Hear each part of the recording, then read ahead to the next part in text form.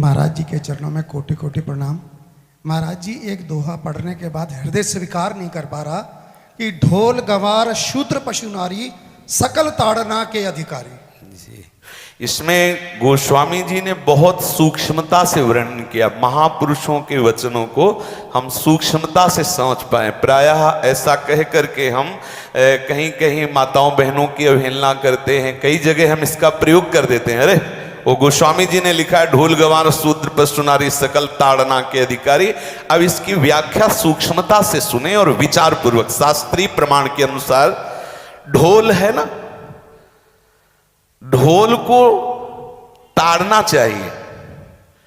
ताड़ना मतलब उसको ठपाक चाहिए और बेताल नहीं। शास्त्र सिद्धांत के अनुसार, संगीत शास्त्र के अनुसार तभी वो राग प्रकट कर पाएगा, तभी वो बजेगा। ढोल को हाथ जोड़ के बोलो कि साहब आप बज जाएं, नहीं बजे, उसको ताड़ना चाहिए। अब ताड़ना शब्द चारों में एक जैसा नहीं लगेगा।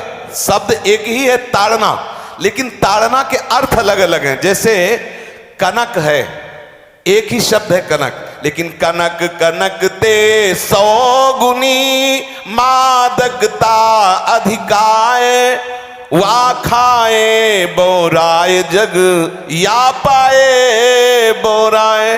बोले कनक ही शब्द है। जैसे ताड़ना शब्द का हम प्रयोग केवल वही समझे कि ताड़ना देना ही नहीं, उसका अर्थ अलग अलग है। जैसे कनक शब्द है, कनक को सोना भी कहते हैं और कनक को धतूरा भी कहते हैं। कनक को धतूरा भी कहते हैं। एक कनक है जिसके खाने से बावरा हो जाएगा और एक कनक है जिसके पाने से बावरा हो जाएगा। कनक शब्द एक ही है लेकिन दोनों का अर्थ अलग अलग हो गया। ऐसे ही ढोल में ताड़न का तात्पर्य है उसको पीटना, लेकिन वो शास्त्रीय संगीत के आधार पर उसको ताल देना। ताल देने से ही वो राग प्रकट करता है, आनंद की उमगन करता है, ना कि प्रार्थना करने से। समझ रहे? अच्छा, गंवार, गंवार कहते हैं विवेकहीन पुरुष को। विवेकहीन पुरुष को कोई कार्य दे दो और उस पर दृष्टि न रखो तो कार्य नष्ट हो जाएगा। वहां ताड़ने का तात्पर्य उसको पीटना नहीं है। उस अविवेकी गंवार पर दृष्टि रखो। जो आपने कार्य सौंपा है, जो भी कार्य उसका है, उस अविवेकी पर दृष्टि रखना ताड़ना हुआ। उस पर दृष्टि रखो, क्योंकि वो अविवेकी है, गंवार है, वो कार्य प्रणाली ठीक जानता नहीं। आप जहां त्रुटि होता संभाल लेना तो वो संभल जाए, क्योंकि वो गंवार है। और शूद्र, शूद्र का तात्पर्य होता है शूद्र। वैसे जो वर्ण व्यवस्था में शूद्र का प्रादुर्भाव सबसे श्रेष्ठ जगह से प्रादुर्भाव है। वर्णन आता है ब्राह्मणोष मुखमाशी बाहु राजन्य कृता उरुदस जद्वैश्या पदभ्याग्यं शूद्रो जायत। भगवान के श्री चरणों की ही वंदना होती है।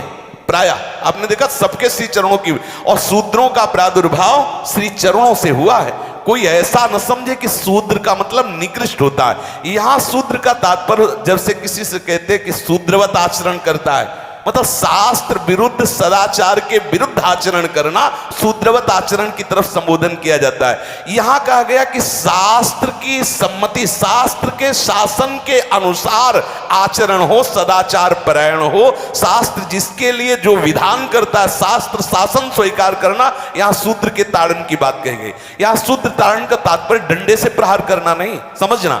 और जो चौथा कहा गया नारी, अगर स्त्री को हम ये कहें कि ताड़न से ही वो केवल काबू में रहती है, तो राष्ट्र में अपने प्रसिद्ध लक्ष्मीबाई जैसी कोई सामर्थ्यशाली वीरांगना, कोई वीरों सामने बड़े बड़े वीरों के दांत खट्टे कर दे, ऐसी बहादुर सिंघनी हुई, अंग्रेजों के दांत खट्टे कर दिए। अगर कोई समझे कि नारी केवल ताड़ने के लिए है तो उसकी मूर्खता है। पुरुष और नारी का समान प्रादुर्भाव हुआ है। भगवान ब्रह्मा के श्री अंग से दाहिनी तरफ से महाराज मनु और बाईं तरफ से उनकी पत्नी उनका प्रादुर्भाव हुआ शतरूपा। शतरूपा, अब आप बोलो एक ही शक्ति के दो भाग हो गए, एक पुरुष रूप धारण कर लिया, एक नारी रूप धारण कर लिया। अब यहां विचार जो है कि उस नारी के ऊपर ताड़न शब्द का क्या प्रयोग है। जैसे आप मार्ग में चले जा रहे हैं और आपने दृष्टि चूक कर दी और नारी आपकी स्त्री पीछे चल रही, तो कोई हमला कर सकता है, क्योंकि वो रत्न है। 14 रत्नों में एक रत्न स्त्री रत्न भी है। स्त्री को रत्न कहा गया है।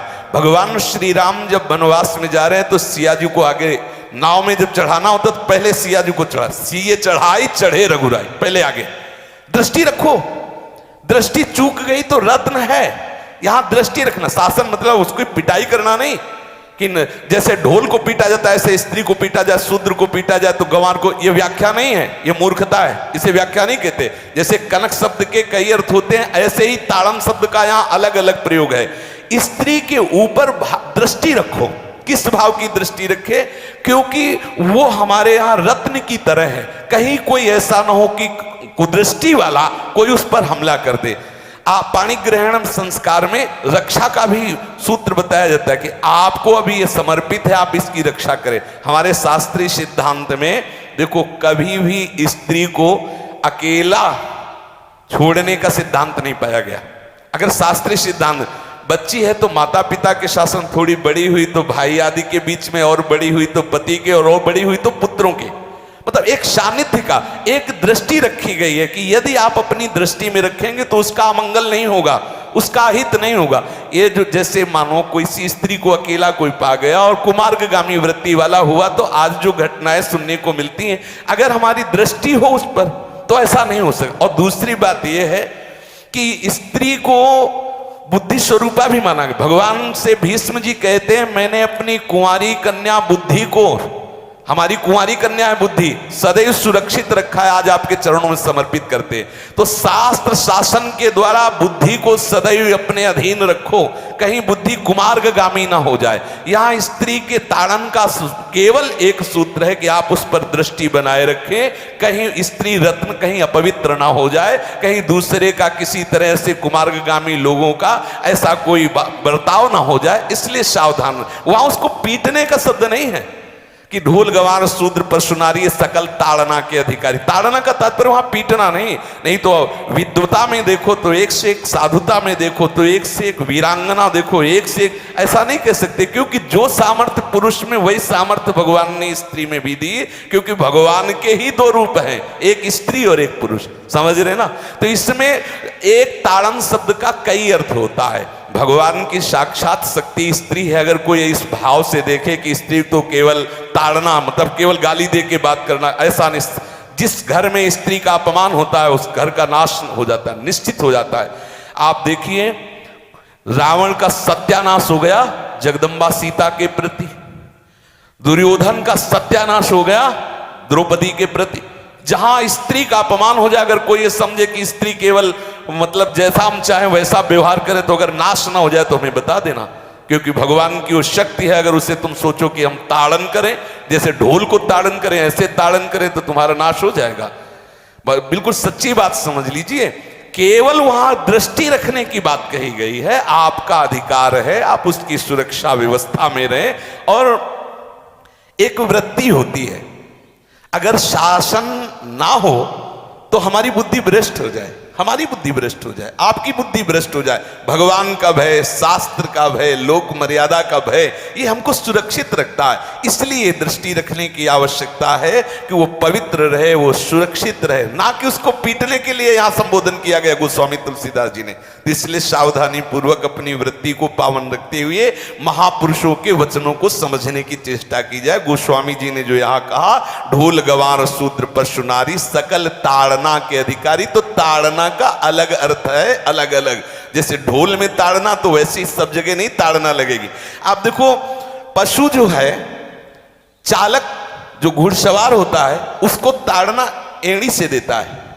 अपने चालक जो होता है घुड़सवार एड़ी से, किसान जो होता है वो बैल को बोलता है दाहिने, जैसे हल जोतने होता है बाएं, वो भाषा समझता है, बाएं मुड़ जाए, और नहीं मुड़ता तो पीछे अरई है एक छड़ी, उससे वो इशारा देता है, वो समझ जाता है।